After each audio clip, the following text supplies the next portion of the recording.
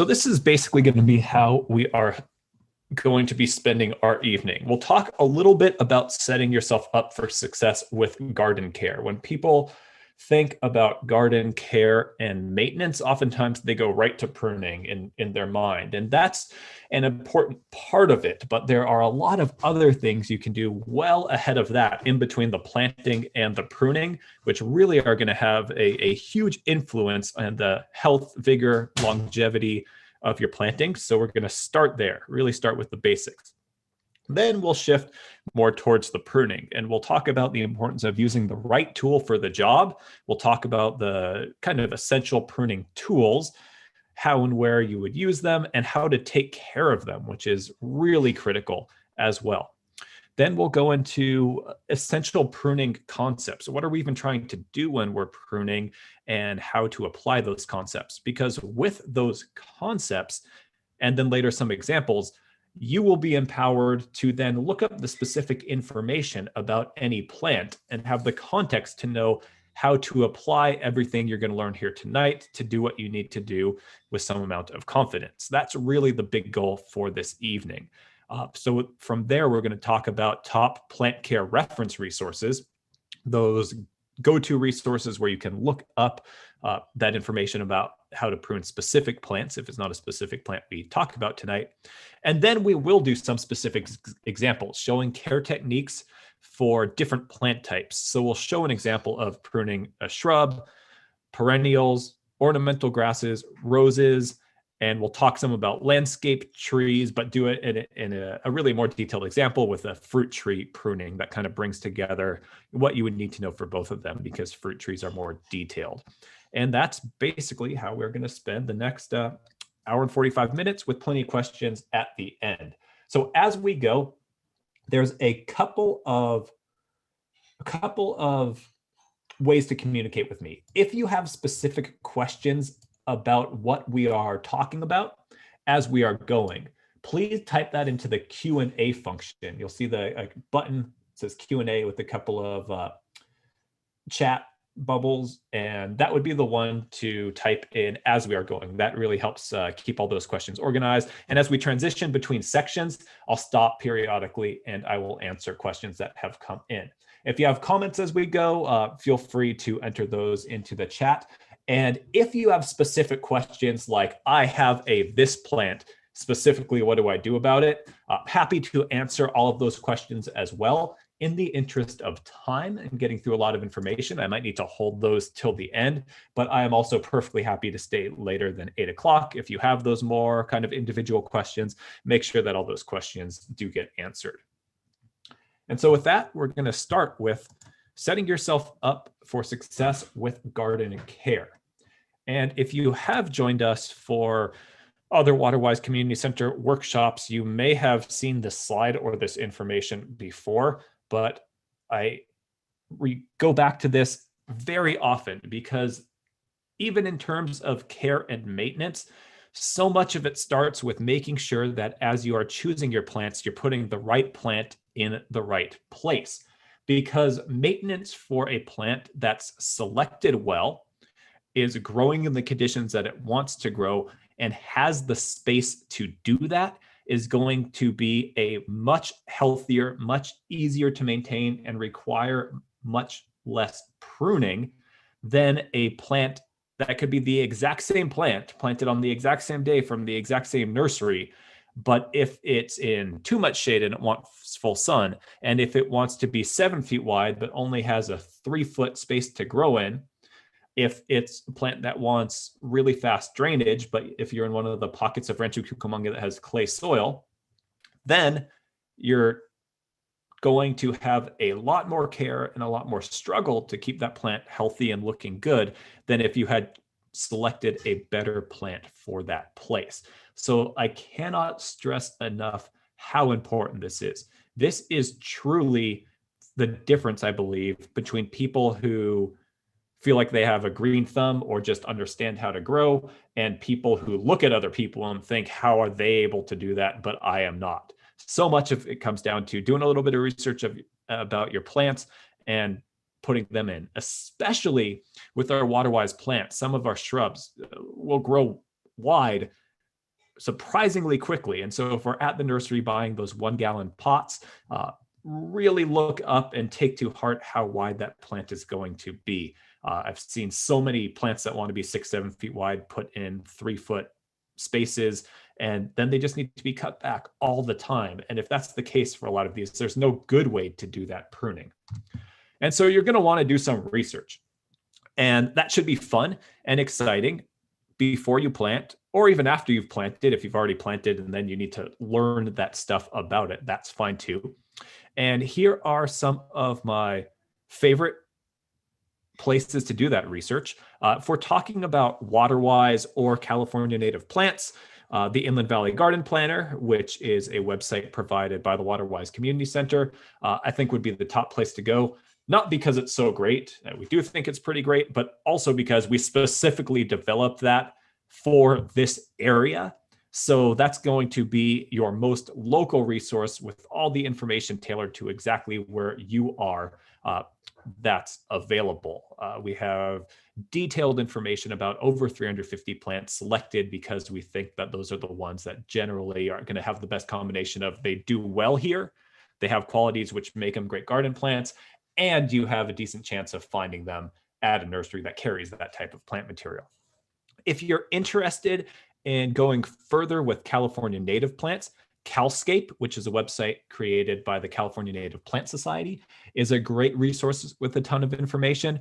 And then also on native plants, looking at the Tree of Life Nurseries website and the Las Politas Nurseries website are huge helps.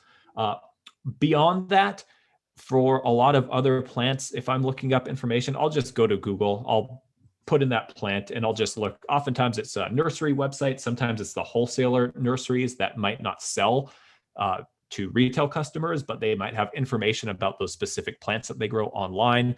A lot of great information there, but don't be afraid to start with Google.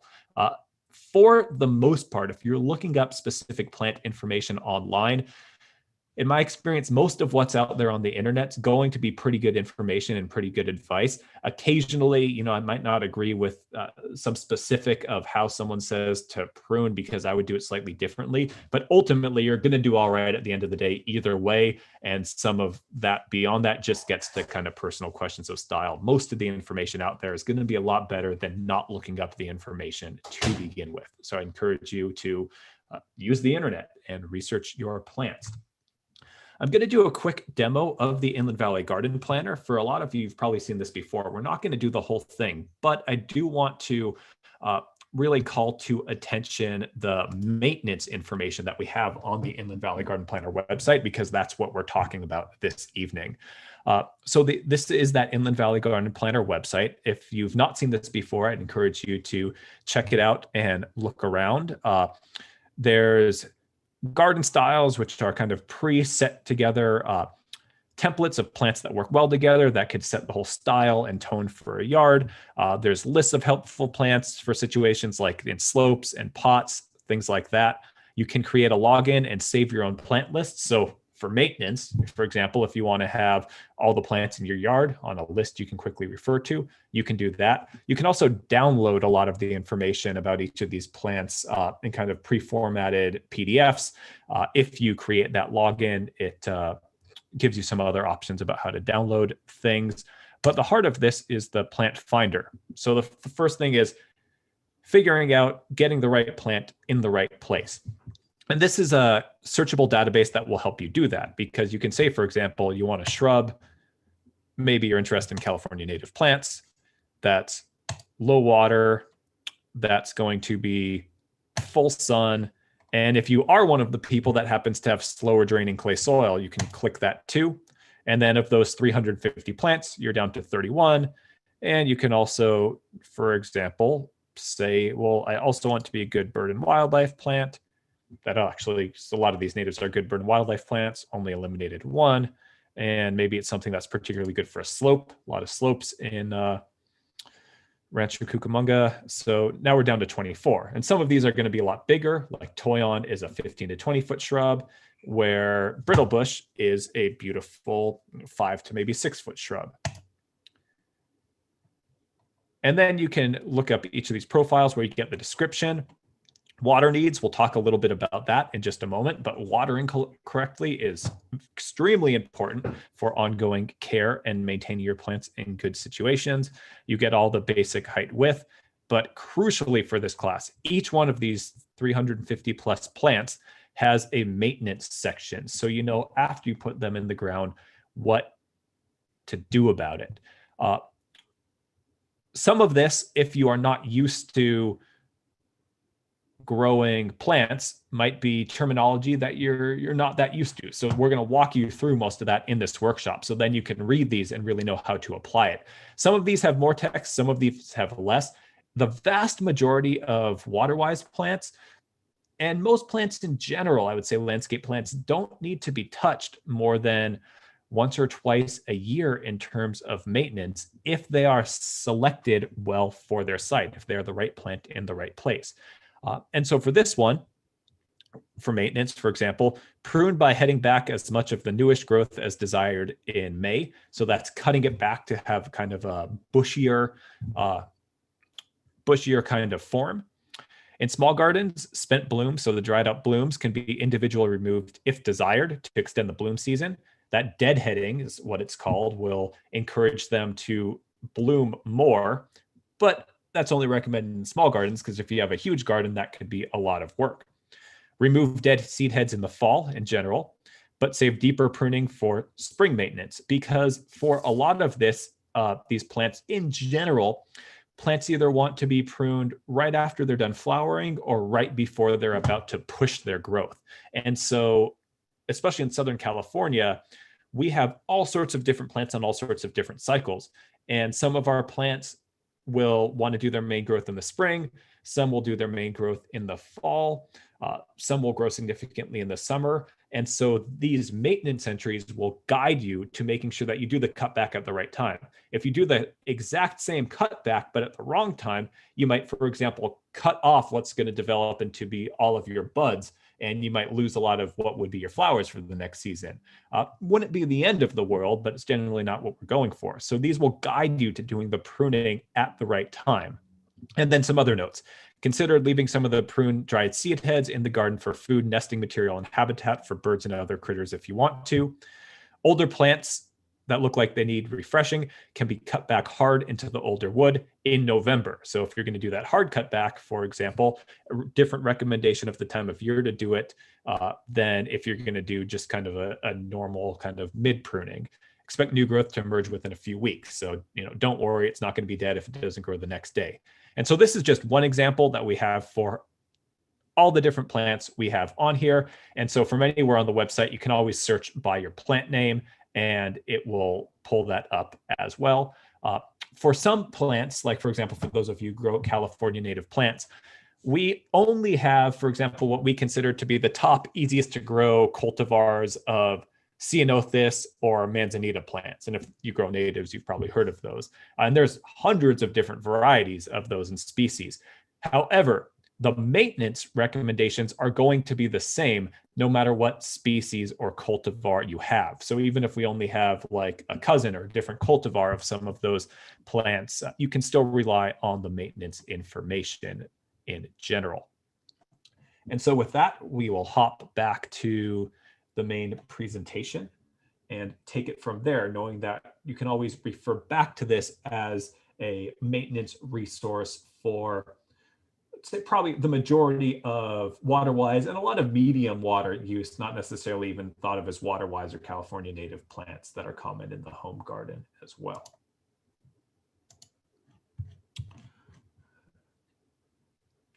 And bear with me while I switch back windows.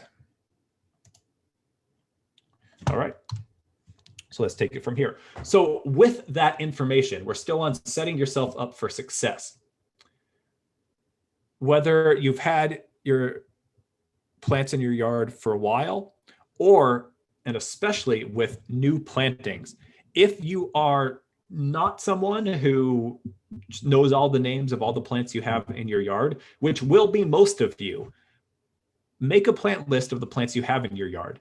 Also take photos. If you are newly planting a new garden where everything looks like a little twig in a 1-gallon pot, which is totally normal. Also, maybe grab some photos of the different plants off the internet that show you what they will look like. So a year or 2 years later, when you're walking through your garden, you can easily identify them. If you really want to, you can put labels of them in your yard, but that's going to be going beyond what most people are going to want to do.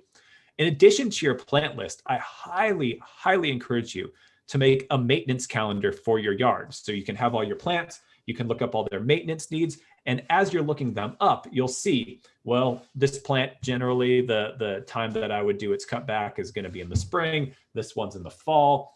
This deciduous tree is going to get winter pruning.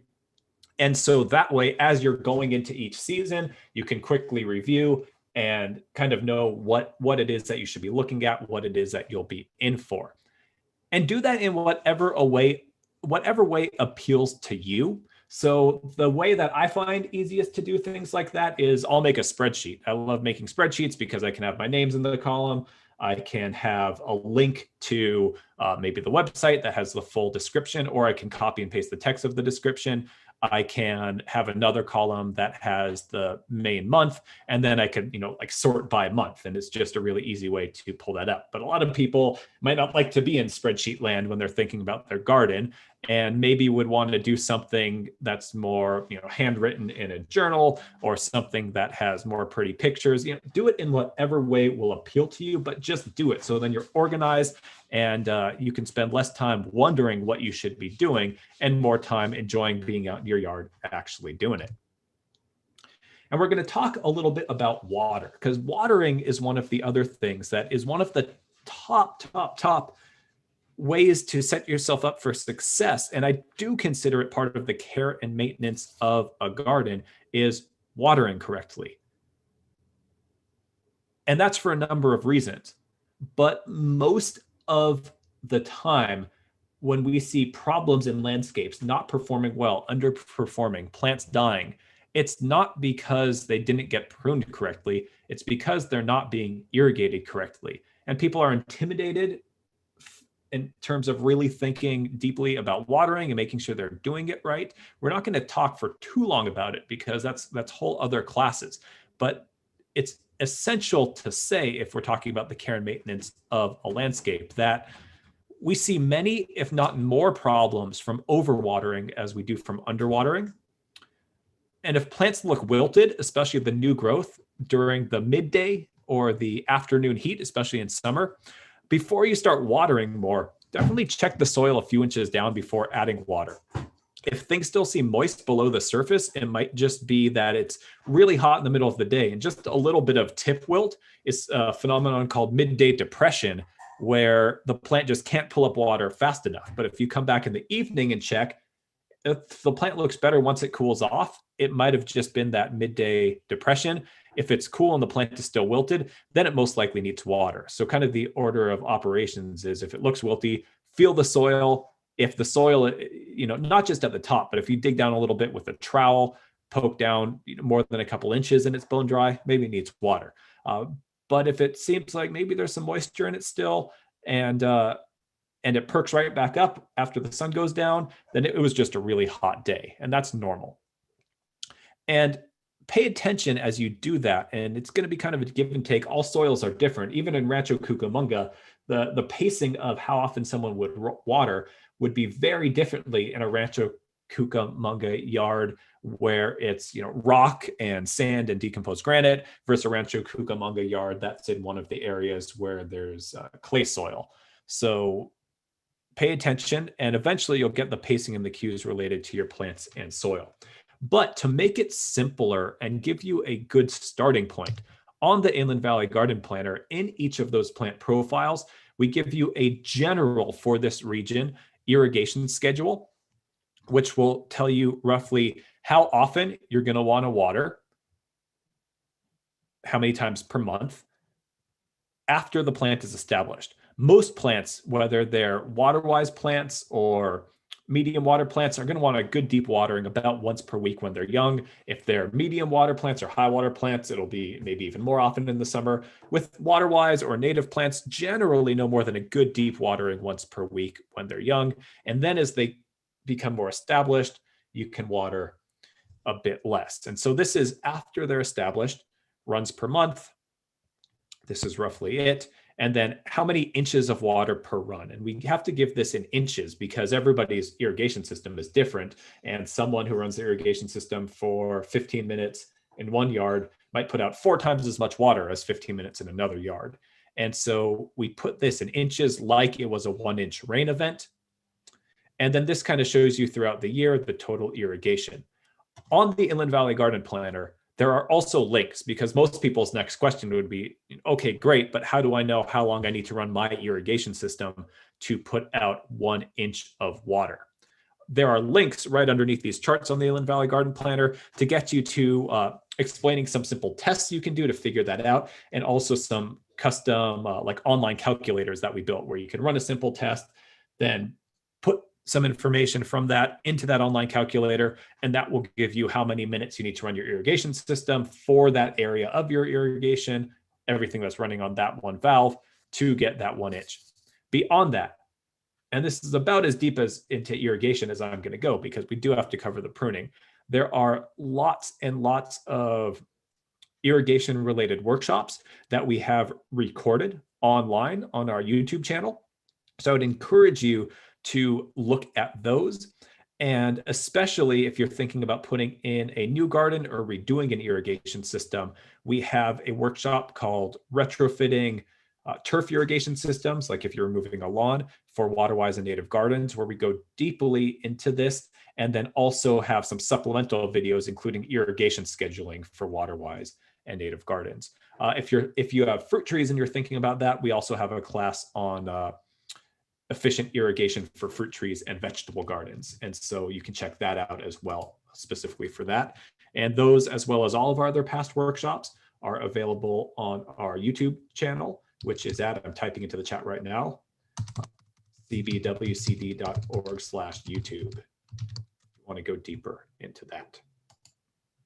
And so you can see, depending on the type of plant it is, some plants need more water in the summer, which is our typical fruit trees, temperate climate plants. Some native plants, because even though it's hotter in the summer, they're used to that and they have lower water requirements in the summer. It's kind of more of a flat watering throughout the year. And some really want less summer water, and actually the irrigation demand decreases. And so you can check out all of that. And one last note on irrigation, also something you might see in terms of garden care and wonder what you're doing wrong, is sometimes California native or Mediterranean plants in yards will seem like they up and die, meaning they seem like they're doing all right. And then all of a sudden, over the course of like a week, a whole big branch dies back. And maybe a couple weeks later, like most of the plant is dead. And if you are following kind of best practices for watering your plants, you generally won't have this happen very often, but sometimes it does. And usually it's a result of too much moisture in a time of year when it's warm and the soils are on the warm side. Some particular plants, like for example, some natives, woolly blue curls and flannel bush, are really prone to this, and you just should not water them at all in summer. If those are the case, it'll say that in the Inland Valley Garden Planner. But if they're overwatered, a lot of other native or Mediterranean plants, like this applies to lavender as well. For sure, I've seen it happen quite a bit when it's overwatered. This is really because Mediterranean climate and native plants come from areas where it doesn't rain really in the summer. It's hot and dry in the summer, and it's cool and hopefully wet in the winter. And so there are pathogens in the soil, bacteria or fungi, that thrive in wet, warm soils. And plants that have come from areas that get rain in the summer generally aren't that sensitive to those pathogens because they've had to co-evolve with them. But plants that are really not used to that can be more sensitive. Most of the plants that we generally recommend for home gardens, the plants on the Inland Valley Garden Planner, can take at least one good soaking a month. And So most of the plants that really are sensitive, we've left off there for this reason, because most of us aren't going to want to let our plants go totally dormant, our gardens go totally dry. We're going to want to water even our native gardens about once a month in the summer. But if you do start seeing that, that's the first thing you should be thinking about. If you see that very sudden dieback, is making sure, checking that the soil is not staying too moist. Because at first it looks like wilt, many gardeners really get into the problem when they don't check the soil first. They see it start to wilt, and it might be too much water, and then they just water because it looks like it's wilting, which could make the condition worse. So just something to be aware about as we talk about how to care for your plants. If in doubt, check the soil. Make sure you get underneath your mulch layer and that you're checking actual soil. Dig down a few inches with a trowel, not just check the very top. And then the other thing we're going to talk about before we get into pruning, maintenance, and we're also going to talk at the very end, if we have time, also about weeds and insect pests. If we don't have much time to cover it, you'll be able to download the slides of this program, and that information will be there as a reference for you as well. But the important thing with soil cover is, in general, in our yards, we're going to want to also help avoid that warm, wet soil issue by keeping the soil cool, by covering most of it with a layer of mulch. Mulch is a term for anything that covers the soil. A lot of times when people hear mulch, they think ground up wood chips, which is a common kind of mulch, but it could also be a layer of gravel, a layer of decomposed granite covering the soil. And in general, for California native, Mediterranean, Waterwise plants, I recommend a thin 2 to 3 inches layer of wood chips or gravel, or even a mix of them, not all together, but maybe some in one area, some in the other, or wood chips and then some gravel and cobblestone kind of mixed around to make it look a little more natural over much of the landscape. That will go a long way towards not even keeping things cool, but also helping prevent weed germination and weeds coming up. So keep that care and maintenance down for those less fun tasks in the garden. For temperate or subtropical plants or fruit trees, we're going to want a thicker mulch layer. So we're talking about at least 3 to 4 inches of wood chip mulch. And those for fruit trees, definitely wood chip mulch, no gravel mulch in Southern California. It contains too much heat, and where that gravel mulch for native plants or succulents might be okay, fruit trees come from more temperate areas in general, and they want the organic soil that's going to be built over time with that wood chip mulch slowly breaking down. Fruit trees, you can go up to 6 inches, no problem. You're not going to really get any more direct benefits than 4 inches of mulch, other than not having to remulch as often. This is best done before the middle of summer, before that heat is on. When you mulch, another critical thing is make sure that the mulch does not directly get piled up or even have that 3-inch depth right at the trunk or the main stems of your plants, because that can hold water. In general, that's a good thing. But if it's right up against the main trunk or the main branches of your plants, it can promote rot and disease issues. And so you want to make sure that there's at least 3 inches of open soil in all directions. Oftentimes what happens is, even if you're being really careful when you're spreading your mulch, it just happens. So always kind of go back, plant at a time, pull things back. And every once in a while, even in a mature garden, just check, because things move around. Even if it's just now then self-mulching a bush over time, it can accumulate a lot of leaf litter underneath it and be kind of burying its own stem. That might be something that happens in nature, but we want to make sure that our individual plants are long-lived and in good situations. So every once in a while, I'll go back and kind of reach in and just kind of pull things away from the main stem of a shrub, for example, for a while. And if you are mulching, always remember it's also good to leave at least 1 bit or so of open space, open soil. And that's for habitat for our native and non-stinging ground-dwelling solitary bees, which are great to have in our gardens. They're great pollinators, and it's important for us to maintain habitat for them, especially if we have native plants that are great pollen and nectar sources of those. We want to make sure that we're leaving some open ground space for them to be able to nest in the ground. And then some of them also nest in like old logs, pieces of wood. Some of that is great to have around as well. If you're interested in more about that online, and also coming up in a couple of months live, we have a gardening for birds, butterflies, and pollinators class that you can take a look at. And then in most circumstances, it also just reduces weeds from coming up. So very quickly, talking a little bit about mulch types, we have your typical mixed ground tree trimmings, which is what that's going to look like.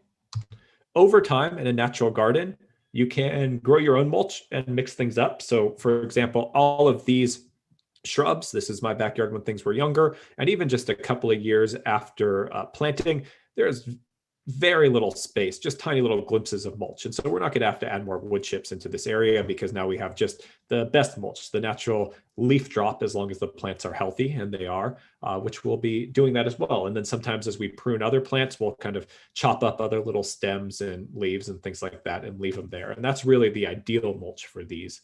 And it also helps provide habitat. Some of that stuff's great nesting material for birds. They'll pick through it. It's more diverse than the wood chip mulch, but that's over time. At the beginning, mostly wood chip mulch. And you can mix in some stone and things like that to mix it up. So all those are examples. Here's examples showing prunings and still an open area in the garden of some other plants, just going to the mulch layer instead of going out to the green bin. That's great.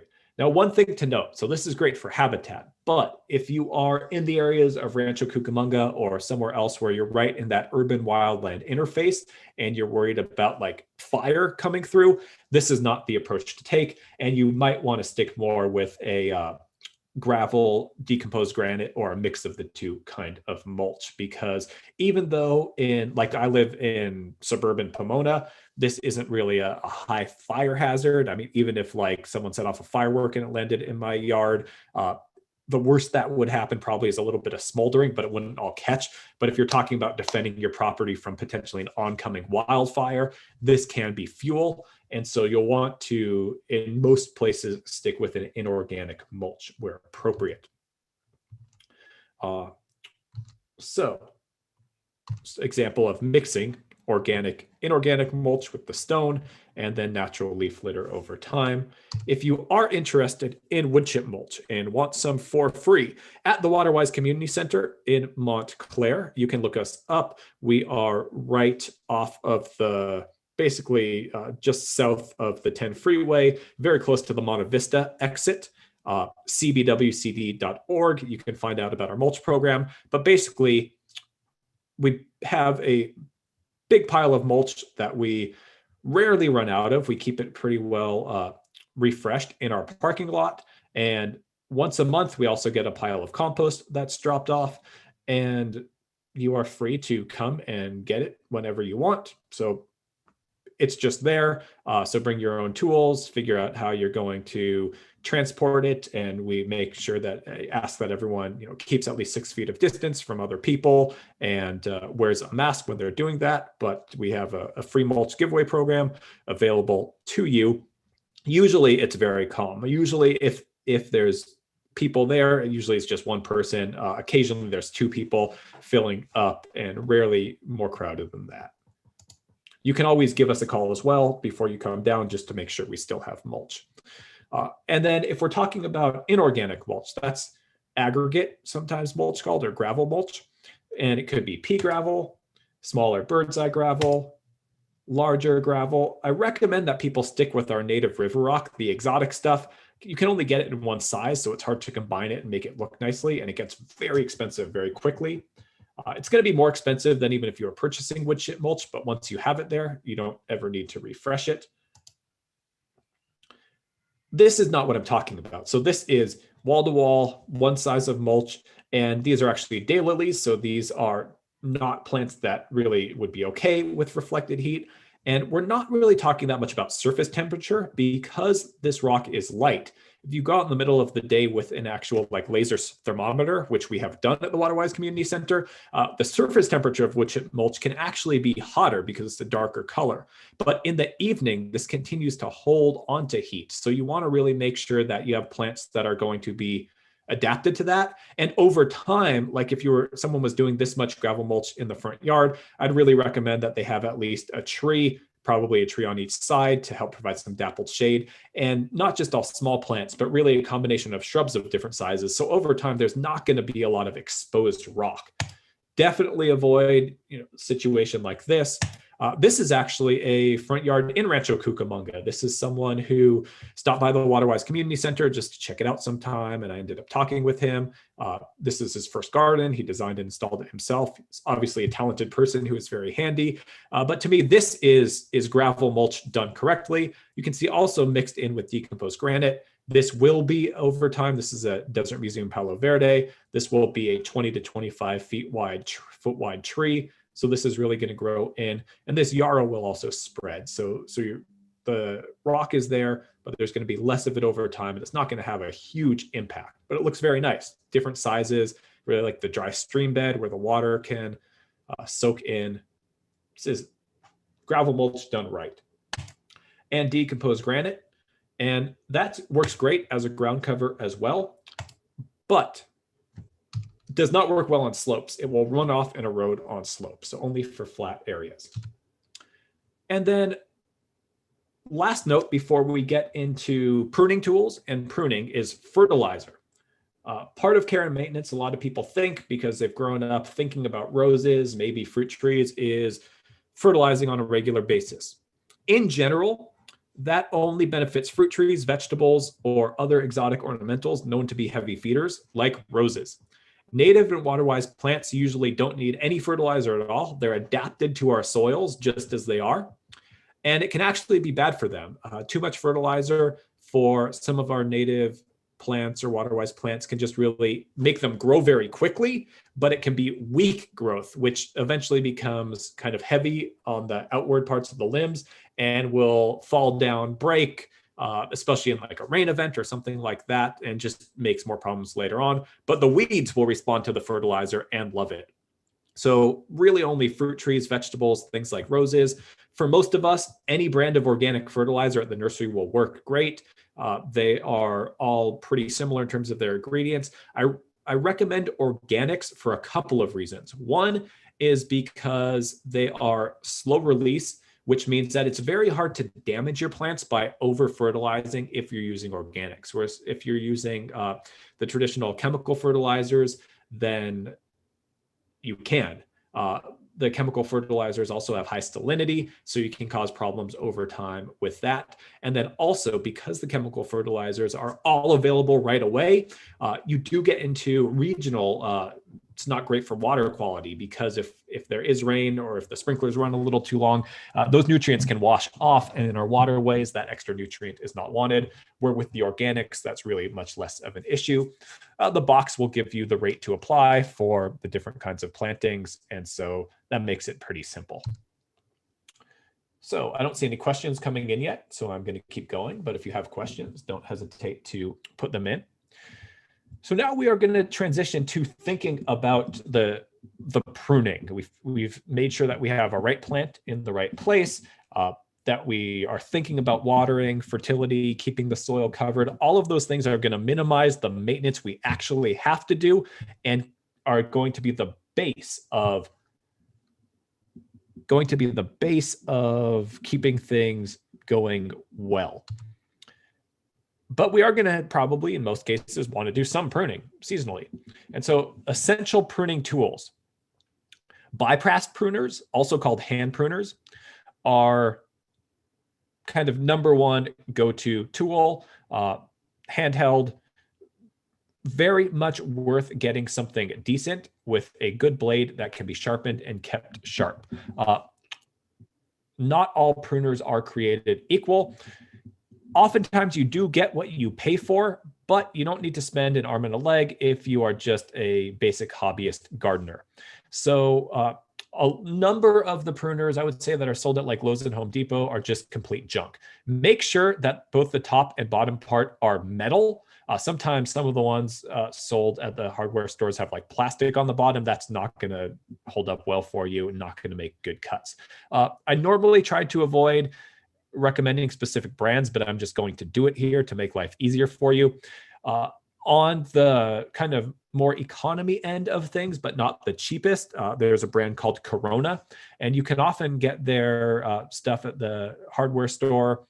Sometimes it shifts around which ones are distributing it, easy to get online. And a pair of Corona hand pruners that looks like this will be about the most affordable, what I consider a good pruner. And we have these as like our extra pruners for interns and things like that at the Waterwise Community Center garden. And I won't hesitate to use one, if they're around. They come with a decent metal blade that can be sharpened and can hold sharply. If you are really looking for something to invest, that's going to be like a lifetime tool. Felco is the most common professional brand. And number 2 is the common one for, I would say, people who have like a medium to large size hand. People with smaller hands generally tend to like the number 9 one. If treated properly, and if you need to, and usually you don't, if they're treated properly, you can even replace the blade or other parts. This will last you a lifetime. So it might be worth the investment. And other pruning tools, if you are doing your pruning and you're kind of constantly on it, the vast majority of your pruning is going to be with your hand pruners. Sometimes in trees, you'll need to make a few cuts with loppers, which essentially have a very similar but larger blade, and then long arms. Again, make sure you're getting something decent. Avoid things with plastic arms. The handles themselves often have some sort of plastic or rubber, but the arms should be either metal or wood, more commonly metal these days, and something that will hold a good edge. And then if you're dealing with larger trees over time, a handsaw might be something that you need. However, if you're really keeping up with most of your pruning, you're not going to need one much at all until your trees get rather large, and maybe you'll need to remove a limb or two over time. If you have tall trees that you need to work on, a pole pruner with a detachable saw sometimes becomes something worthwhile to have. If you are doing that, the real professional ones get really, really expensive. Corona is the brand of the one that I have. They have a couple of different ones. And the easiest way to tell if you're looking at them online is the one that I think holds up pretty well has a bicycle chain in this part right here. They have one that's a little bit cheaper. That's just the kind of nylon cord that loops all the way through. And that one will fray over time. It is a pain to replace the cord. So the one that has the bike chain here and then just attaches right there is one that you can keep going for quite a long time. And they telescope in and out. And again, if you are doing the right plant for the right place, you're not going to probably need to use this that much unless you're maintaining a really large fruit tree. But we'll talk about fruit tree sizes as we go later on. And then other essentials, safety glasses. And you'll see sometimes I just wear sunglasses. In some of the examples here, you see me wearing sunglasses. If I'm doing really a lot of overhead work in a large tree, safety glasses for sure. But something, it's really, really easy to be doing pruning, be just kind of doing your work, you're cutting things out, you're pulling them away, putting them to the side, and to kind of bring something across your eye, brush your eye, and the eye is very sensitive. I've worked with really good gardeners who've done this stuff for years and just not thinking, haven't had their safety glasses on doing pruning, and seen people have eye injuries that have kept them out of work for a while. It happens really quickly and really easily. Wear glasses of some sort when you're doing pruning. And then gloves as well. And all gloves are not created equal. You want to get a decent set of gloves, or I buy them online, just on Amazon, because they have the good selection in all the sizes. Buy the 12 pack. They are generally washable, but I'm kind of gardening all the time and the price is good. You can't always find great stuff at the local big box hardware store, but what you want is something that, one, is sized well to your hand, and that is somewhat snug with some sort of rubberized grip. So this is kind of my go-to style of gardening glove. The ones that are like all cotton that sometimes come in like cute, gardening tool sets, those aren't form-fitting enough. And so you'd have no manual dexterity when you're doing your pruning work. Leather work gloves are maybe great for moving furniture or Pruning roses, maybe, but again, because they're thicker, they don't give you the dexterity of being able to really feel what you're doing and work at a good pace when you're doing pruning. These aren't that expensive, but make a day of doing garden work that much easier, and they breathe pretty well as well, so they help keep your hand more comfortable.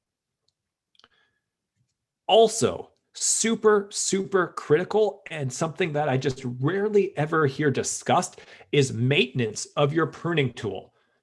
When it comes down to it, these are surgical tools. We are doing surgery on our plants. We are cutting them open. They're basically our version of scalpels. And so we want to make sure that our tools are sharp and relatively clean. Now, it's a different kind of clean and not nearly as crazy as if we were doing surgery on a bleeding person or animal. But the principles hold true. Sharp, clean, lubricated tools, sanitized as necessary. We'll talk a little bit about that, and stored in good condition. Don't leave your tools outside. Store them in a shed, in the garage. Worst case scenario, like in a watertight tub. Don't leave them out in the rain. Don't let them rust. Decent tools taken care of will not only protect your investment in the tools, but it's critical to getting good cuts. And because those cuts are wounds on the plant, our plants, we want them to heal those over quickly. And nice, clean cuts mean quick healing, good plant health. Also, sharp tools maintained well allow us to do our work efficiently. The cuts will happen more easily. It's less tiring for us. It actually, keeping our blades sharp is safer, because more pruning injuries happen when people are working with dull blades and they're really having to put all their effort into it and really crank on them, and they can slip or something like that. And all of that together, having a nice tool that's working efficiently also makes us able to enjoy the work we're doing outside in our yards that much more. So we're going to go quickly through looking at tools and tool maintenance and keeping our tools sharp. Every time before I start pruning, I at least check that my tools are sharp very carefully with my finger, not running across it, but just kind of touching it, making sure I don't cut myself, but just kind of feeling it, making sure it's sharp. And that's something that you can develop that sense. It's similar to like checking a kitchen knife to see if it's sharp or needs to be sharpened, if that's familiar to you. Not much difference. And so here are the things that I have to care for my tools. This is my favorite kind of sharpener, which we'll talk more about in a second. And it also happens to be cheap, fits in your pocket if you're going to be pruning all day and might need to touch up your sharpening. This is just a very simple, cheap wire brush from the hardware store. And this is WD-40 in a recycled glass jar. Spray WD-40 is fine. We use a lot of WD-40 over time for our pruning tools in my household. And rather than going through all those spray cans and having them run out, you can just buy the big jug of it at the hardware store. We used to keep it in plastic spray bottles, but those clog up eventually. And eventually we just, simpler works. And we just have some WD-40 that we keep with a tight fitting lid in our shed so it doesn't spill. And so this is the sharpener. This has the rubber cap on that comes with it. This one happens to be made by Corona. There's another identical one that's called Speedy Sharp, and they're basically the same thing. Basically, all it is, it's a little metal rod, and the sharpening part is this. It's like a carbide tip on the end, and basically the whole principle is that this metal is super hard, and it's going to be harder than the metal of your pruning blade, which will allow you to sharpen it. The key with pruning or with sharpening tools, a lot of people are intimidated by the idea of sharpening tools and needing to sharpen a metal blade. They don't want to dull it. It's pretty simple. And if you're used to sharpening kitchen knives, it's exactly the same. Basically, you want to run the sharpener along the blade in the same angle as the bevel on the blade. So the same diagonal angle as the sharpened part of the blade itself. If you run it along the same angle, it will sharpen it. If you do it at a radically different angle, it might dull it. But really, the blade angle itself, when you have a little tool like this, then guides you. So you can lay the blade down and then kind of lay it back to where you can see. And it's hard to kind of see in the shadow here. It's easier to see in person, not the photograph. You can see that you're at the same angle as this diagonal right here.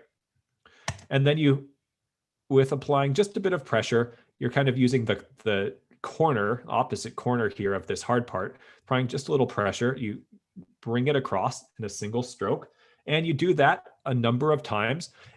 And what you will see is, I mean, you can see here, even from it being done, that even though this is not a filthy pruners, it needs a little cleaning here, noticed when after seeing the enlarged picture. But you can see how just over time, it darkens in color with oiling and just doing its work. But this is the same metal. And so you will see this kind of sharpening and getting shinier.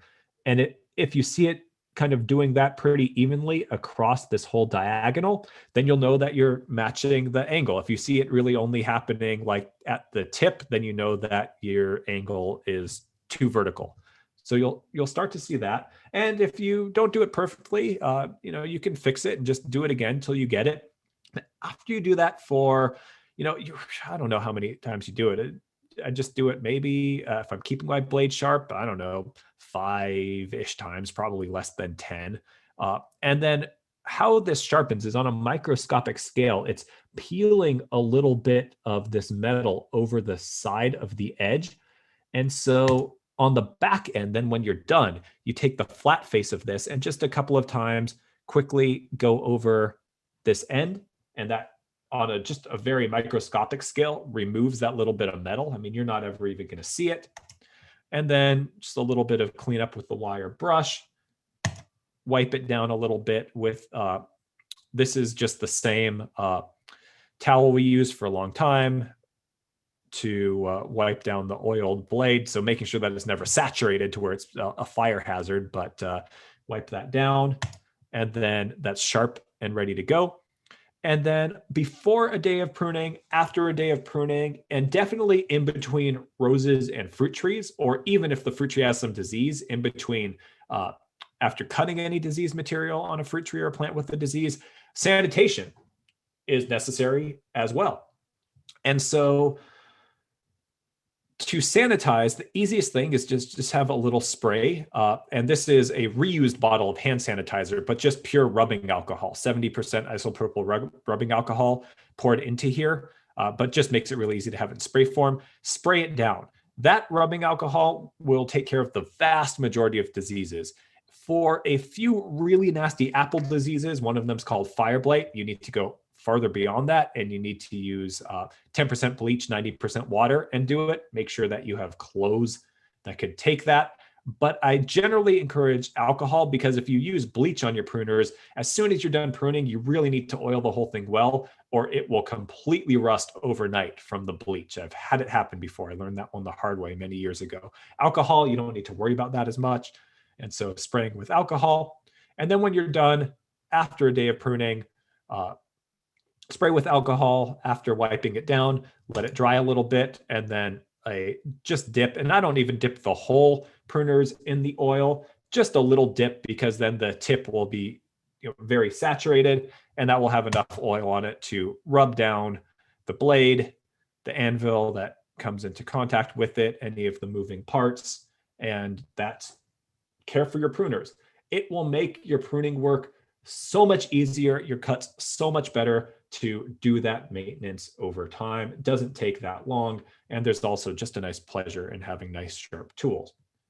Loppers, exact same thing.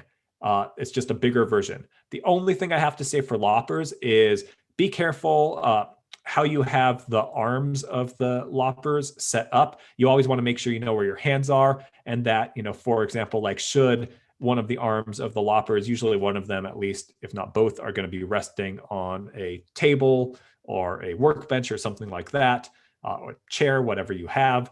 But make sure that if one of them kind of slides away, you're not going to have your fingers cut. So just always know where your fingers are, know how you're set up when you're doing that. And if you're kind of continuously doing your work, then it's going to be exactly the same, just a little bit more awkward, but exactly the same. If your loppers have gotten quite dull, and oftentimes by the time people go to sharpen them the first time, they do, because they're also using these loppers on things where they really need to crank on them, then you can use a metal file. So metal file, flat metal file from the hardware store, not a round one. And it's the same principle as with the sharpener. You match the angle and you go across it, not up and down, just in a downward stroke. And you kind of go across it as you go. And I always then will work back to the hand sharpening tool and then finish across the backside in the same way, oil it down in the same way. And then head shears as well. Just typical manual head shears is another thing good to have on hand if you're cutting back ground covers or some perennial plants. Sharpen in the exact same way. I tend to often go to the flat file first on these, and normally when you're using them, they get a lot of wear and tear. So I'll go to the flat file, and occasionally I'll finish up with the other sharpener. So that's all the same. These are in need of a good cleaning and oiling. Sometimes that happens, but that's basically blade tool maintenance in a nutshell. And so now we're going to move on to essential pruning concepts, and then we'll do our kind of example by example. Had a couple of questions come in. First one from Art. How do you know what kind of soil you have? So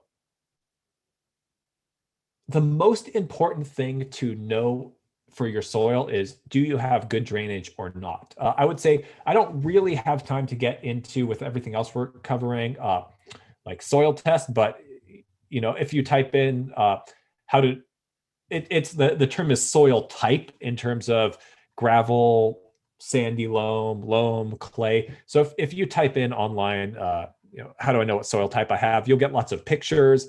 There's some tests where you can kind of wet some and feel it. If you wet some and feel it and it's very slick, gets muddy very quickly, it's a clay type. If it feels very gritty, it's a sand type. If there's lots of gravel or rock in it, it might be sandy with gravel. And normally, if it's sandy or gravelly, as long as a truck hasn't been parking on it for a while, or hasn't been like that kind of compaction, it's going to drain very well. If you have clayier soil, you want to do a drainage test. And I would say for that, for instructions on that, the best thing to do actually would be, we have a workshop that we taught recently, or also coming up next month for Cucamonga Valley. Join next month, and we'll be doing the rainwater harvesting workshop, and we will talk some, my coworker Brandon will be teaching that. We'll talk some about how to do a simple drainage test. In that case, we'll be talking about rainwater harvesting, but it's the same concept of making sure you have decent drainage for your plants. And if you have more questions about that, Art, we can get into it more kind of after 8 o'clock when I'm doing more questions, and I'd be happy to help you more.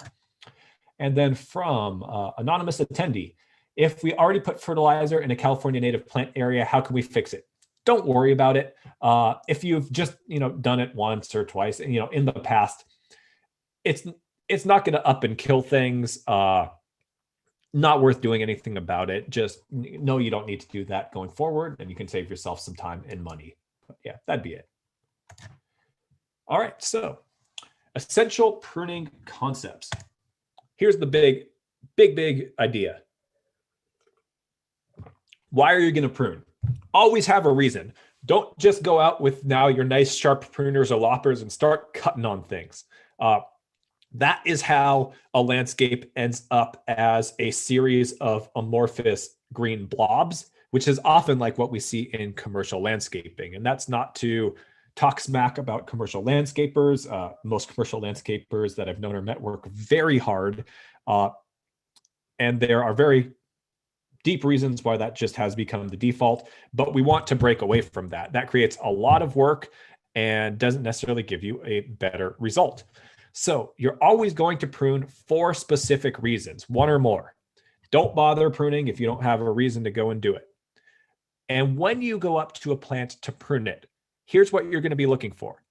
Cutting out dead or diseased wood, doing it to shape the plant for kind of cutting it back specifically to either make it a smaller size, but remember, right plant, right place. So within the right realm, but just small shaping. And then also that kind of seasonal once a year cut back that many of our plants are going to want to increase their vigor, have them be vigorous. And that's a lot of that stuff that we talk about in the Inland Valley Garden Planner maintenance entries. For trees or woody plants that have major crossing branches that would be rubbing as they're getting bigger long-term and becoming weak areas, that's a reason to prune. On our kind of more dense shrubs, we don't need to worry about crossing branches. Broken limbs or broken branches, if we need to remove some excessive growth that's maybe out of scale with the rest of the plant, that can sometimes happen on fruit trees. If there is interfering growth, meaning growth that's interfering with the growth of another plant, interfering with you being able to walk by on a path, something like that. Sucker growth and water sprouts, and mostly that's on trees or fruit trees. We'll see some examples later on. Insect control. Sometimes our plants become prone to insects, especially if there's not good air circulation. If they're too dense in the middle, you might need to want to open that up some for better air circulation. Or part of our organic control of some plants, if they do happen to have like a branch that's infested with a whole lot of aphids or a whole lot of scale, and the rest of the plant is looking good, sometimes I'll just cut that branch off and get rid of it, and then go from there.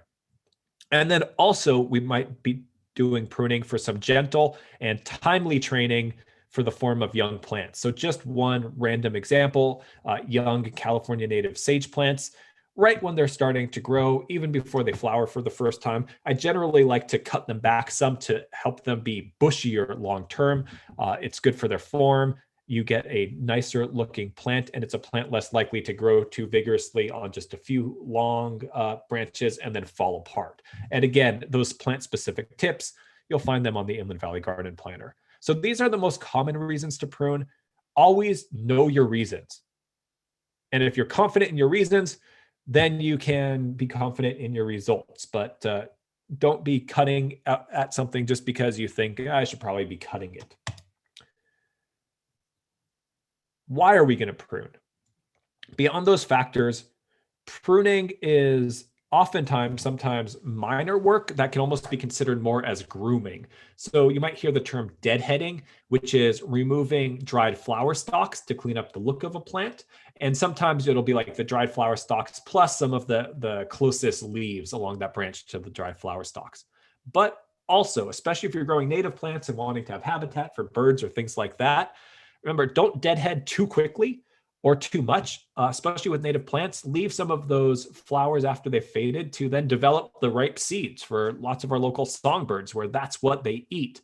And then finally, after it seems like most of the seeds have been passed over by the birds, or the birds have gotten most of it, when I do cut back dried flower stalks on things like sages or yarrow, some of those seeds that the birds really like, if there's any seeds left, again, if I'm not in a real fire prone area where I'm worried about my fuel load, like in my yard, I will leave some of those prunings on the ground as part of the mulch layer in the garden, and a whole other list of bird species that prefers more to forage off of the ground rather than from the plants themselves will then start picking through and eating the rest of those seeds. Like, for example, in my yard, when for sage, just for example, I hold back on deadheading till way later after the flowers have dried out. And then I will have lots of goldfinches and house finches, especially, pick through all the small seeded plants. But then after I cut those plants and lay them on the ground, I will have towhees and mourning doves, and sometimes this time of year, white-crowned sparrows, that will do a lot of picking through all the stuff on the ground. So really maximizing that habitat effect by not pruning too early. And ultimately, at the end of the day, we want to realize that pruning is largely usually based on our humans' needs or desires related to the plant. A lot of times the plant might not care if it's kind of overgrown and has a cracked branch, then starts to regrow, and it's doing its kind of genetic thing of sending out seeds, and hopefully the next generation's coming along.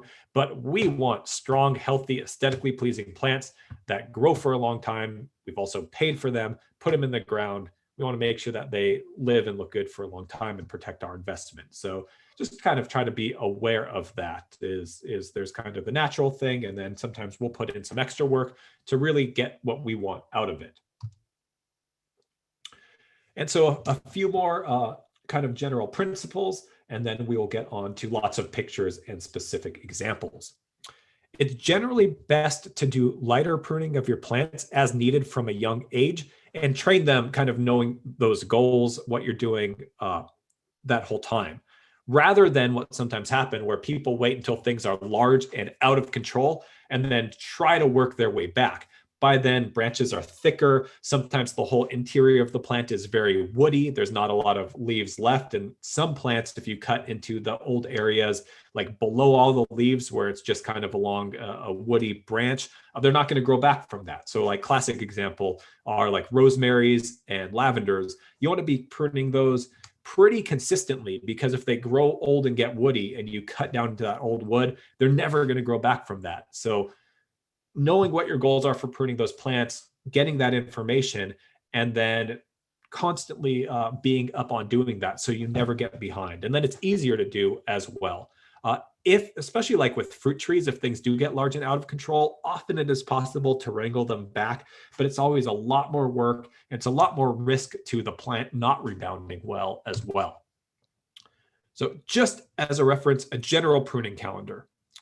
One of the things that's really awesome about working with native plants and also most Mediterranean plants is that in summer, when it's really hot and you don't want to be outside doing a lot of garden maintenance, sometimes we don't have to do much out there. It's mostly concentrated in the fall and the spring, and then some of the deciduous trees that lose their leaves, doing some of that work in the winter. So in fall, we're doing a lot of work on our shrubs. We are often deadheading spent flowers, especially ones from like the summer season, even if we let all those seeds develop. And then that's also the active time for some California native plants where we'll cut back in the fall. And then as soon as the weather cools off and starts raining, they'll push their main surge of growth for the year. So we'll cut back to clean things up. And if we need to reset some form just before that. Winter, that's all our deciduous trees that drop their leaves, things like crepe myrtles, a lot of our fruit trees. Pine trees are often done in the winter, and our roses. Also our native large shrubs or deciduous trees like western redbud in the winter when they're dormant. Spring, that's another active time for a lot of California native plants, maybe setting them up like for ceanothus right after their spring blooms. You give them their cutback. That gets kind of plant by plant. And that's why you look up those resources for individual plants. Lantana is just another common plant I listed because that's often if there's a cutback done in the spring after danger of frost is done. And then citrus as well is mostly spring. You can do a little bit of pruning on, I put the citrus avocados as well throughout the year, but you generally don't want to do a heavy pruning like in fall or winter, because sometimes that pruning will stimulate new growth. And then if we get a really cold night and we have some frost, that new growth can be damaged by the frost. And so spring, it's not super hot. We're going to have a lot of growth kind of right as things are getting going, or you see signs on the trees that they really want to start starting to grow. Buds are swelling or breaking. That's a great time to do that pruning. And then summer.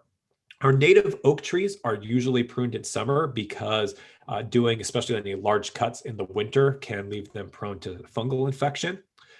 Suckers or sprouts on a lot of trees. Again, we'll look at that later, but fruit trees are very active with sending up those root sprouts or suckers in the summer. So just cut those back whenever you see them.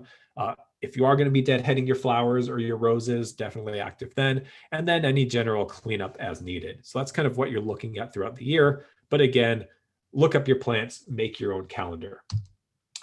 And then last note is when you're pruning a plant, you're always looking, especially with a fruit tree or any sort of tree, looking at the big four, removing any plant material that's dead, diseased, deranged, or crossing. There's just not a fourth D, that makes sense. But anything, any dead wood, anything that looks like it's having an issue that's diseased. Deranged means anything that's like growing in the total wrong direction. Something that's like growing directly back into the plant instead of out of the plant, or curved down when you were hoping the branches would be curved up. Any of that sort of stuff. Or crossing limbs, again, for trees, woody limbs that are going to be rubbing against each other and maybe causing problems over time. Not necessarily for dense shrubs.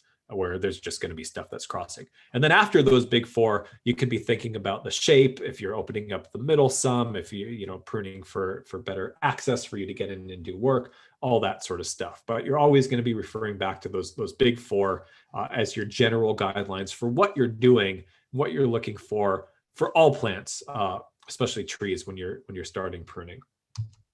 And then, so some other reference resources. We talked about the Inland Valley Garden Planner. If you are gardening with native plants, Tree of Life Nursery, which is a wholesale and retail nursery located in San Juan Capistrano, they have a bunch of great information and resources on their website.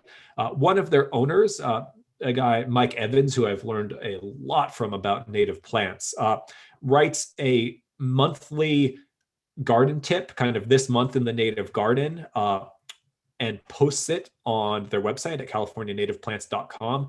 And not only are they great reading and are just, really a pleasure to read, but really great information. And he'll also talk, because he does them constantly, he'll also talk about like what we might be doing this month in this particular spring because of the late rains we had or something like that. So it's really almost like a real-time guide to what you should be thinking about with the native plant sections of your garden. And then for other general plants, whether it's roses, whether it's citrus trees, things like that, YouTube these days is a huge resource. So we'll talk some about roses, but you can go on YouTube and say, rose pruning, and you will probably come up with hundreds of videos. And some of them are very obviously more quality than others. Oftentimes videos that are put up by nurseries where you can tell these people really do it day in, day out will have some of the best resources. Or also sometimes different states have master gardener programs that will put out some resources. Some of those are really good as well, but lots of great information on YouTube. And again, usually by the time someone is so enthusiastic about a plant that they are going to take the time to produce, record, and put out into the world a YouTube video, more often than not, that's going to be pretty good information.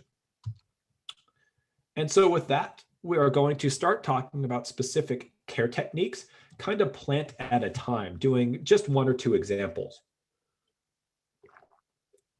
And we'll start with shrubs. So this is my front yard, and this is in the background my Allen Chickering sage. It's an important shrub in that landscape. It's part of the background. We have a young, what will be a taller hedge growing in, and this is it in the spring, just kind of a nice green background. And then in summer, when a whole host of other plants come in, this is that riot of long purple flower stems. It's a great plant, smells great. Hummingbirds love the flowers, pollinators love the flowers, butterflies like the flowers. The birds come later for the seeds, but it's vigorous. And my soil at my place in Pomona is just what native plants love. So this is a plant that often the nurseries say it stays a little too small. On the Inland Valley Garden Planner, we list larger sizes than a lot of the nurseries. I think maybe it's our inland heat, and a lot of the nurseries are coastal, but we find plants get larger. And so we try to make sure things are updated based on our actual observations. So this is a plant that usually when I've grown it, maxes out at 6 to 7 feet. In my yard, this thing will keep growing. We have one in the backyard that got to like 10 feet this year. So we did all the research, put the right plant in the right place, but still, it wants to grow a little bit more, and that just happens. So you can see it's a pretty good space here, but we do want to make sure that we do a little bit of pruning so that it has some room to grow back out. I like to have a pretty dense look. That's the style that I like, pretty naturalistic, but this is winter right now. So if we don't do some trimming, it's spring, and then by summer, it's going to be infringing on other plants.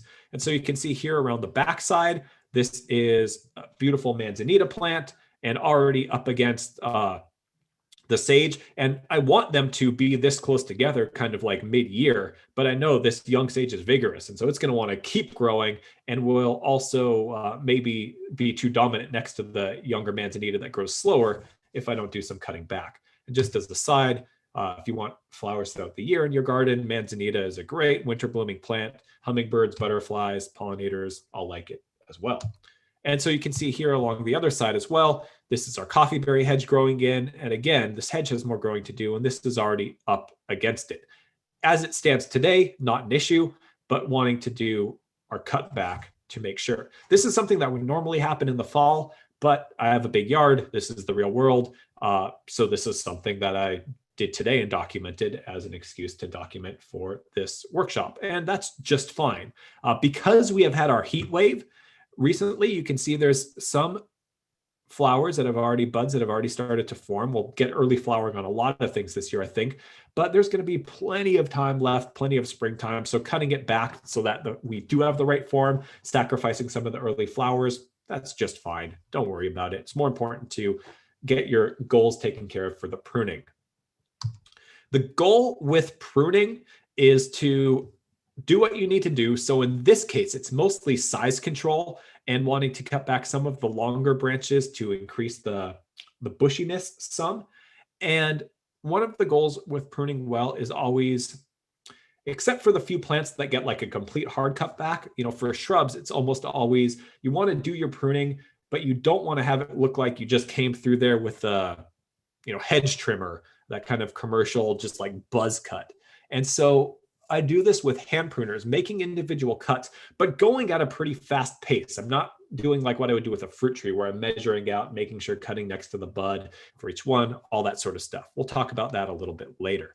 And so oftentimes what I'm doing is I'm reaching in. So for example, here I'm pruning off this branch, but I'm reaching in to try to make the cut in an area where there's other leaves and stems around it, so that I'm not going to be looking at just a bunch of hacked off cuts. And so you can see farther in. And if you're doing that, I mean, you do generally, if you're aiming anywhere, you want to aim for being just kind of on the other side of where some fresh growth is. But I'm going at a pretty fast pace. That's just where I'm aiming. If I cut a little bit lower and cut that off, not the end of the world. If I cut a little bit higher and leave a little bit more wood on here for a vigorous shrub, not the end of the world. When it comes to like pruning, fruit trees, we're going to be much more careful with each cut. And so you can see some examples.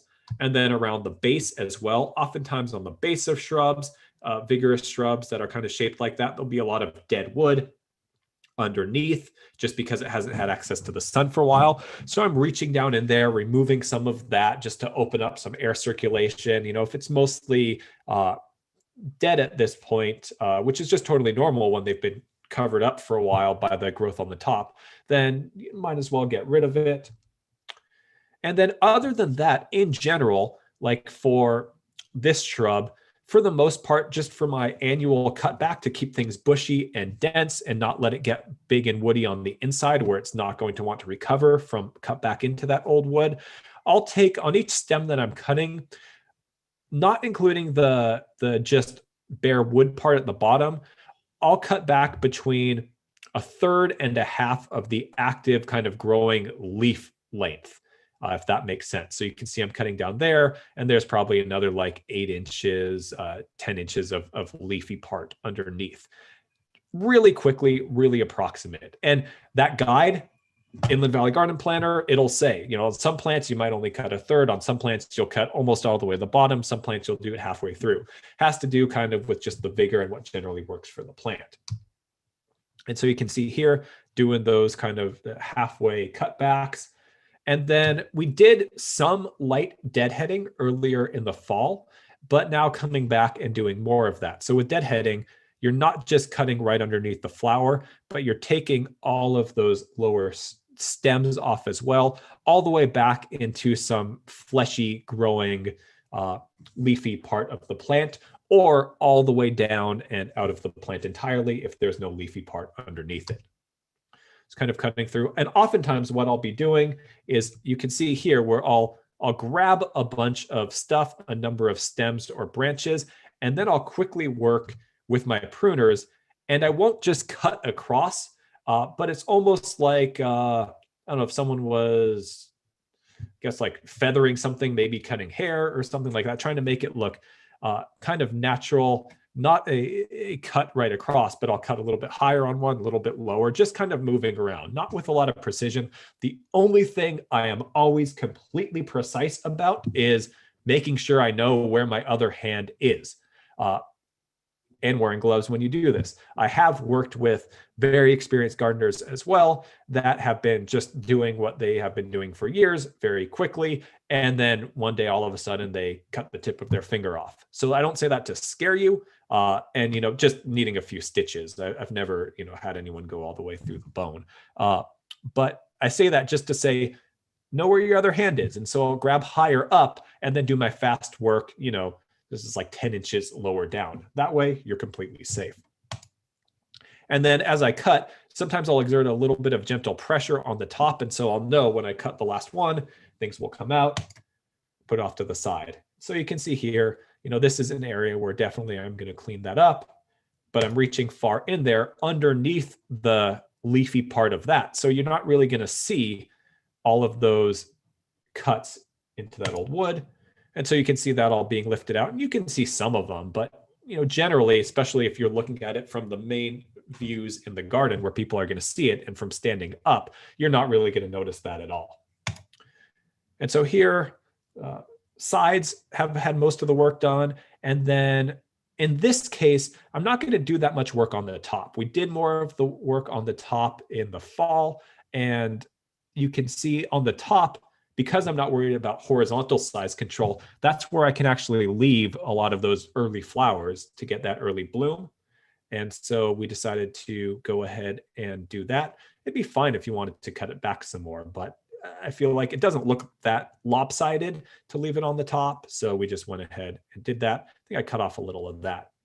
And so you can see this is where the sage and the manzanita had grown together, and now I can comfortably stand in between, and it gives them both some breathing room, which by midsummer will be grown back together, but that's just fine. That's all we needed to accomplish for now, is have that nice little gap. And you can see here some space on the hedge. We're going to cut back the hedge a little bit as well, give it a little bit more space, but just enough room so that it's not going to be grown over each other. And then one other quick concept I wanted to show with another shrub pruning example is this is black sage, and we're going to talk about a technique called undercutting. And so this black sage, again, just sometimes things just want to get bigger, grow gargantuan, and this did. And I think it has a few roots down into, we hardly ever water it directly. I mean, I think maybe twice in the summer I watered this thing directly with the hose trickling at the bottom. No regularly happening irrigation here. But some of its outer roots have crept probably into underneath where we have some fruit trees farther down the slope. And it's growing very vigorously, which is a good thing. But you can see here where my hands are, this area is supposed to be a pathway. It's a wide pathway because we like a naturalistic look and we like our plants to be able to grow over the side some, but that's really kind of over half the pathway now. So it's time to do some work. This thing bloomed really late in the fall, had a great fall bloom. And so these are mostly spent flowers at this point in time. And so the goal with undercutting, when you're working with kind of a sprawling shrub or a ground cover like this, is you want to, it's the same idea. You want to remove this, but where you make your cuts, you want to reach underneath so that the top part will kind of, after you remove this, will kind of settle in and you won't really see all of those cuts. And so just reaching in, knowing where you're going for, kind of following your branch back, reaching in, making that cut. And then you can see with one cut, bringing out that much. But if you looked back after that was done, you wouldn't have any idea where that came from. And so continuing to do that work at a pretty good pace. And I just usually am putting things, if there's room, like a path off to the side and continuing to make my cuts. And you can see here, and so this is it when it's done. And you could tell that it's been pruned, and pretty quickly we'll get more growth at the bottom and you won't be able to tell as much. But it doesn't look like the whole thing was just kind of hacked off where you see a lot of wood and stuff like that. You can see there's some kind of thick branches and you don't see any of those at the base. So really the only way you can tell it's pruned from here is because of the more vertical growth, and that will kind of even out as it grows in over the next 3 weeks to a month, really. If you look carefully, you'll see some of that, but a lot of this will grow back quickly again and start to cover that up as rapidly as possible. And so you can see here how wide this really was. And now plant's still super happy. Doesn't look like the whole thing was hacked back, but we've reclaimed our whole pathway and we'll let it start growing over the edge again. But we'll still have plenty of functional space to move around in. So it went from that to that. And with that, we will transition to talking about perennials, our smaller flowering plants. Perennial just means it regrows for a number of years. It's not like an annual plant where it's a wildflower or something, or a marigold where it just grows for one season. So this is red buckwheat, one of my favorite native plants. Blooms a lot of the year, but at this time of the year, it's done. I actually leave the blooms on both for the bird seed and also because for quite a number of months, even after the blooms fade, they still have this really nice architecture and they look good, but architecture is not nice anymore here. Now it's time to clean it up. And so this is essentially for this, it's really just deadheading, but by reaching in, and you can see again, same kind of idea. We're making our cut down below. So most of our cuts are going to be masked by the other nicer looking foliage of the plant, holding it in one hand, pulling it out, putting it off to the side. And not pictured here is normally a couple of things. If there's enough space, I'll sometimes make a pile, pick it up and move it. Having some sort of tub, you can order like garden tubs online, kind of flexible tubs, work well, or even cheaper and works great at the landscape supply specialty stores. They'll, for very affordable prices, sell like a roughly like 3 or 4 foot by 3 or 4 foot, then stitched at the ends sheet of burlap, and you can pile all your stuff on it and then just kind of fold it up and haul it away. And they kind of work like a tarp, except plastic tarps, after they've been in the sun for a while, start breaking down, create a lot of plastic dust and junk in your yard. And the burlap, it does have a lifetime, but when it's done, you can just, it'll biodegrade. I mean, you can still throw it out, but it's not creating a lot of plastic junk. So that's a nice way to go. And so you can see just kind of working through one at a time, reaching in, but not really agonizing over each cut, keeping a pretty good pace. Sometimes there'll be like a little bit of leaf at the end of the stem. That's still not going to really grow out nicely. That's just how sometimes plants will like rebud out after flowering. So still removing those sorts of stems. Going pretty quickly. Sometimes towards the bottom, there'll be a little bit more like dead woody growth or stems. So clearing that out. And so you can see it here. I'm not really worried about evening out this shape. It's a naturalistic garden, so I don't really care that it's lower here than on the other side. That's fine. We could remove some of that if we wanted to, but it's just going to look more awkward in the long run. In the next season, this will grow out some. This is still a pretty young plant. And that's basically it. And you can see here's all the prunings here. And then the last example for perennials are some perennials, you're really supposed to cut them pretty much all the way to the ground. And when you cut them all the way to the ground, oftentimes you're leaving like an inch or so, but like a harder cut back than that. And it pretty much fully regrows every year. So this is Catalina, California fuchsia at the end of its season. In a colder climate, sometimes they'll pretty much die all the way to the ground, but that normally doesn't happen here, especially we've had pretty warm winters the last few years.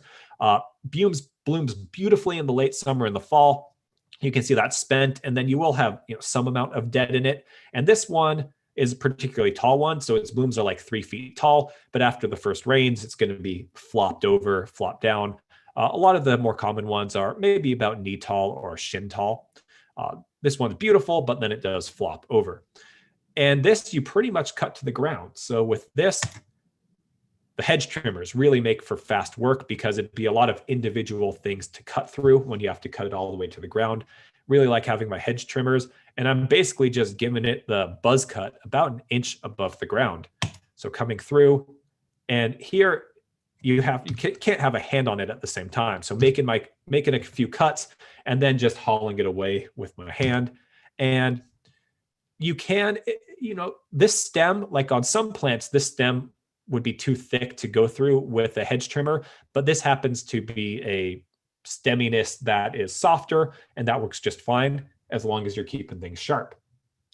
And so keeping things going, and you can see the fresh new growth here. So again, you don't want to cut this all the way to the ground. Normally in our cut to the ground perennials, oftentimes there'll be a little bit of new growth or buds coming out at the bottom when we're doing our maintenance, and we can leave some of those inch and a half, kind of just going through with the haircut, one section at a time, putting things off to the side. Some of our perennials will spread some from their roots. The California fuchsia does as well. And if it's starting to spread a little bit farther where you might not need it, you can just pull it out.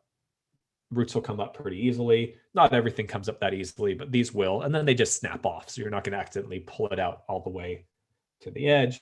And then doing more detailed edging. We have some broken concrete that we used as edging in this section.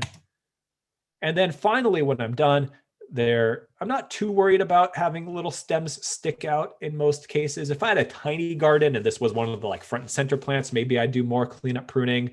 But this whole thing's going to grow back pretty quickly and you won't be able to see any of that. So just some of the bigger areas where there's some stems. And this is what you're left with.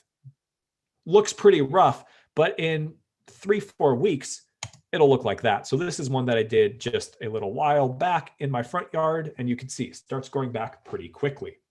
And then just as a note, as different times, as I was taking all of these pictures when I was doing this maintenance for this class, at the same time this winter season, there's other plants that are in kind of full glory, and this is not the season to prune them.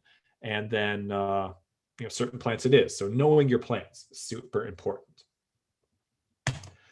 And then I will just very quickly go through this last example. I forgot I added, just showing cleanup. So this is hummingbird sage, and you really just deadhead and clean it up some, but looks pretty rough.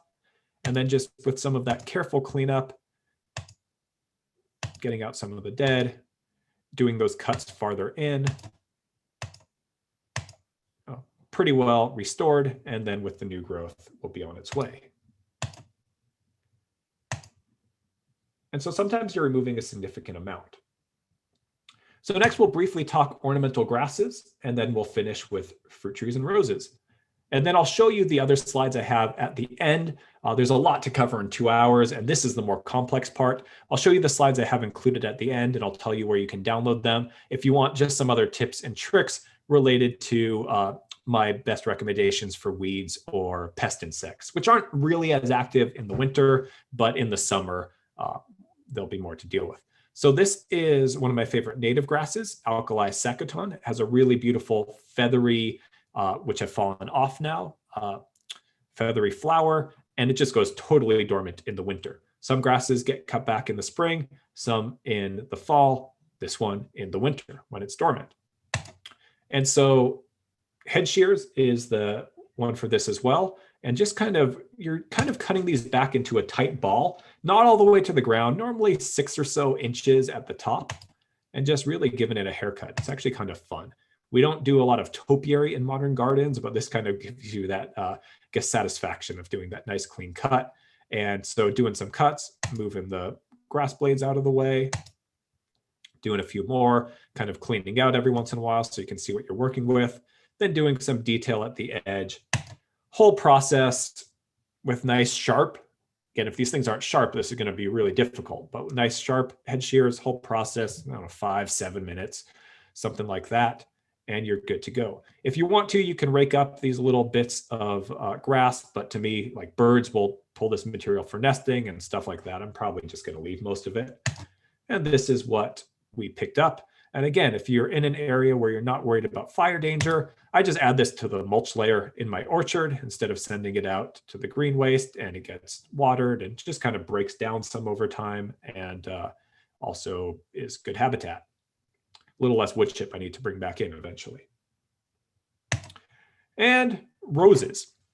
The biggest idea with roses is don't be intimidated. It's not as complicated as some people make it out to be. Roses, as long as they are watered well, they're in the right place with enough sunlight, and you give it that bit of fertilizer, they are going to be vigorous, long-lived plants. And so you're not going to like slightly cut your rose the wrong way and all of a sudden like everything's going to be terrible. The most important thing is they want to respond to pruning with new growth. So don't get paralyzed if you're not sure. Do your pruning. You're normally cutting them back pretty hard. Just a rough example, unpruned down to pruned. On most of our woody plants, we're going to talk about it with trees soon, we do want to cut above a bud or where there will be new growth in a kind of outward facing direction. So it will grow outward over time, not back in towards the middle. It keeps good air circulation, has a nice aesthetically pleasing form. With roses, they are very sensitive to water, like if it rains or there's irrigation just kind of resting, they are prone to some fungal diseases on the cuts. And so it said you want to do a 45-degree cut, about a 1/4 inch above the bud that you're doing. Doesn't need to be perfect, go quickly. But if you go much higher than that, it'll die back. That 45-degree cut gets water to shed, but you want to make sure you're not cutting like behind the bud. You want your cut to finish above the level of the bud, because this will be a weak point of attachment as it grows back, structurally speaking. If you know your rose variety, or you can look up your type, it's kind of helpful, not essential, but kind of helpful to find out what category it falls in. So roses are considered either hybrid tea roses, floribunda roses, some are climbers, some are miniature roses, or hybrid tea, or also grandiflora roses. Because you'll kind of prune them to different sizes based on their natural inclinations. But if you don't know, it doesn't matter. Prune it to like 18 to 24 inches, you'll be fine. If you want it to be a bigger bush because it's in the background, prune it higher, they'll be fine. If you have a climbing rose, there's going to be some main kind of older woody canes. You don't want to cut back into those. Those are like the old wood from those shrubs that I mentioned. You'll prune the smaller laterals that are coming off of it. And miniature roses, you just shape them. Don't worry too much about detailed pruning. So this is kind of a general before. This is what it might look like after. I might cut out a few more of these, have it be a little bit more open, but either way is fine. Most important thing, just do the pruning. Don't be intimidated. It'll grow back. And so we're going to spend our last part talking about trees, and then plenty of time for questions after that. Our tree talk might take us close to 8, but yeah, plenty of time for the tree, for questions for those who want to stay later and have also like personal, how do I take care of this questions? Happy to answer those.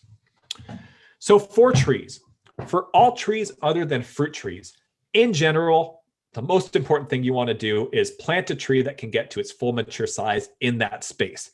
Don't plant a tree that's going to want to be 35 feet wide and 35 feet tall and try to keep it to 10 feet. If it's a fruit tree, they can actually take extreme pruning. They're very vigorous and there's ways to make that work, but don't plant an oak tree if you want it to be 10 feet. This is almost essential to keep maintenance manageable. The tree will be happier and you will be happier. Do your research, put the right size tree in the right place. Shape when young as it is desired to set it up for long-term success. And that doesn't need to be rocket science. Look at where it looks like the main branches are going to be heading. And then if you need to make a cut so that the branches are headed in a different direction or induce more branching, and we'll look at that when we show our example in a moment, go ahead and do that. Other than that, prune only if you're pruning for a reason, for one of those reasons discussed earlier. So normally, especially with established tree pruning, where we put it in the right place, so we don't just need to cut it back, we are pruning for diseased, dead, deranged, or crossing limbs. Now, other than that, if you have a honking huge tree, especially one in an area where you're getting wind, you might need to bring in a professional tree crew every once in a while, especially if it's like near your house, because tree professionals in trees like that will sometimes remove some entire limbs very cleanly to open up space in the center of the tree to allow more wind through for other specific reasons. But normally for our smaller trees and stuff we're doing at home, we don't need to worry too much about that. And for mature trees that are not fruiting, usually you want to use what are called thinning cuts rather than heading cuts. And we'll look at those concepts. They're just easier to show in the example, and we'll talk about why in just a moment. And for fruit trees, we want to ensure we're getting a good yield, so it's going to get more involved, and we'll talk about that. So just some important concepts. If we're cutting a small branch, you do that in one cut with a pruner or a lopper right at this area called the branch collar. And that's because it's going to grow quickly back from that and heal over. If you cut it back over here, some of the wood will die and it'll just be like dead wood prone to infection because the collar won't be able to grow up and over that far. If you're cutting a larger branch where you can't do it with a pruner or a lopper and you have to do it with a saw, sometimes you need to make multiple cuts because the weight of the branch can kind of pull down as you're making the cut, and it can pinch your blade. It can get stuck. You won't be able to make a good cut. And so in that case, you usually do a first cut that's just a small cut, maybe about a third of the way through. And that's just kind of a pressure relief area where things can fall a little bit away and things won't get pinched. You'll try to do a second cut where you're going to cut all the way through the branch just to relieve the weight. Because if you're trying to do your final detailed cut and you have all the weight coming, sometimes it'll crack off, it'll rip some of the branch, something like that. You don't want that to happen on the part of the branch or the part of the tree you're still leaving. So if you cut all the way through, that weight's gone, then you just have a little bit of wood and you can easily, without any weight on it, make a nice clean final cut. There's plenty of things that you don't want to do. You don't want to leave a stub like we talked about. You don't want to top, which is what you often see if the tree is too big, where the tree trimmer is usually not very good ones. We'll just cut into branches and then all this little growth comes off of that. It's not healthy for the tree. It's ugly. And then you don't want to cut, you want to cut far enough where you're cutting at that collar. You don't want to cut all the way flush up to the tree because that's cutting in too far. That collar actually is the tree's way of growing back out from that. It has even specific like hormones in it that are going to really make it ready to grow out as fast as possible over the cut of the branch. So you're going to cut here, whether it's a living branch or a dead branch. And so this is going to be our final example. This is a fig tree in my backyard. Now for fruit production, you might also be pruning for size. So for example, fig trees grow, most of the figs will come on the wood or the branches that are going to be new growth starting in the spring. They'll bud out, there'll be new growth through the spring and early summer, and then kind of late summer into early fall, they'll develop fruit on it. And so it's already this tall. And so if I don't do some pruning on it, all of the figs for the most part on all these upper branches are going to be taller than I can harvest here. And I don't want to have to get up on a ladder each time to harvest figs. So I'm going to give it a good cut back. When you are doing your tree cutting, and also if it's like a more open woody shrub, not a dense shrub like our example, you always want to cut about 1/4 inch above an outward facing bud. So you can see the bud here, that's where new growth is going to come. 1/4 inch is far enough away that you're not going to cut into it. It'll still heal over pretty quickly. And outward facing, because you generally, when you have a cut for aesthetic reasons, for air circulation, you want to, the new branches will grow outwards as the primary growth point. You might have other buds break lower down, but the primary growth point will be outwards. If I cut it here, the primary growth point would be right back in towards the tree. This is what's called a heading cut, because when you cut midway on a branch or a stem, you're going to get a primary growth in the direction of the bud, but more buds are often going to break underneath. So there's going to be a bushiness that will come out there. And you can cut things off later if you want to. But when you have a big established tree, you generally don't want to do those and get all these clumps of density. So that's why we say mostly thinning cuts, and we'll show those later. But for fruit trees, we want more branches, more density, and more fruit within a controlled, knowing what we're doing, cutting above that branch. Then we can do pruning to remove other ones. So this bud's going to grow out. And so you can see here, doing most of this with my pruners because I'm doing my pruning every year. I'll have to do a few with the loppers, but things are staying small, and just kind of cutting it back so that when the new growth comes, I'll be able to reach where that fruit's going to be.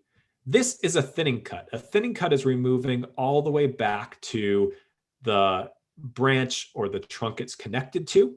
And when you cut there, you don't stimulate new growth. Cutting partway through with that heading cut would stimulate that new growth and multiple branching. Here, no branching is going to be stimulated. Most likely, it'll just eventually grow over, scab over, heal over. Maybe there'll be like one bud that'll break, probably not. So removing the whole thing, cutting at the edge of that collar. Especially with trees, with shrubs too. Take a step back every once in a while. make sure you're not kind of like cutting too hard and you're not realizing, or not cutting enough and you're going to have to do the whole thing. Take a step back, contemplate where you're going. It really helps making sure you're going in the right direction. You can kind of get tunnel vision. And then you're going to keep going, working your way around. For some of these larger ones, got the loppers out. Not rocket science, choosing these outward facing buds. And there you can see, now it's done, and I'll be able to reach most of the figs that come back. You're going to want to, for your fruit trees, know where the fruit is going to fruit on your specific tree. Because, for example, I cut that fig because of how the fruit grows on the new growth. But for example, if you have peaches grow on what's called second year growth. What were the new branches last year? Apples, for example, will form spurs that will be these short little branches off of a main branch. And those little spurs will continue to bear fruit for 3 to 5 years. So it's not rocket science, but again, you need to learn each of your trees. For more information and resources about pruning deciduous fruit trees that lose their leaves, DaveWilson.com, they are a good wholesale nursery that provides the fruit trees to a lot of nurseries around California. And so they won't sell to you directly, but they have a ton of information for home gardeners. And there's one book called The Home Orchard, put out by the University of California, which is really, I can't recommend enough. If you have fruit trees that lose their leaves, deciduous fruit trees, wealth of very specific information, hard to find elsewhere. I'm going to skip over a few slides. Feel free to read through this. It's the first time I've tried to teach all this information in 2-hour workshops. So I apologize that we're already past 8, but we're going to be wrapping it up really quickly. And I will put right now, for those of you who need to leave, into the chat, you'll be able to get the recording of this we already shared, but you can also download all of these slides. I'm going to put it up early next week at cbwcd.org/presentations. You'll be able to download a PDF of all of these slides. So for some of the things I need to go over,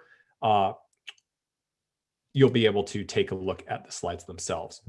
So the last thing I'm going to talk about, because so many people have it, is pruning citrus. Generally, spring is the best time to prune. All of the sprouts coming from the base of the trunk, like this, you want to remove. Those aren't ever going to give good fruit because the part that comes from the root is different from the part that's on the top. So remove those. And other than that, you don't need to do a lot of detailed pruning for citrus like you do for the other plants. Citrus will naturally grow all the way to the ground. If you want to prune it up to keep it off the ground, some people have problems with ants, you can do that. That's up to you. But other than that, it's kind of a big shrub. So you can prune it up more as a tree if you want. But it's just those big 4, dead wood, diseased wood, crossing wood, or wood that's kind of deranged going in a weird direction, or those sprouts from the base. That's it.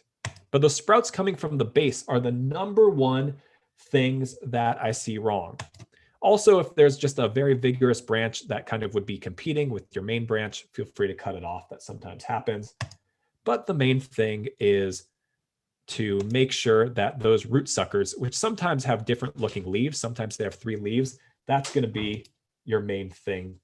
Oftentimes we see that they've taken over the whole citrus tree, and that won't ever give you good fruit. So make sure you stay on top of that.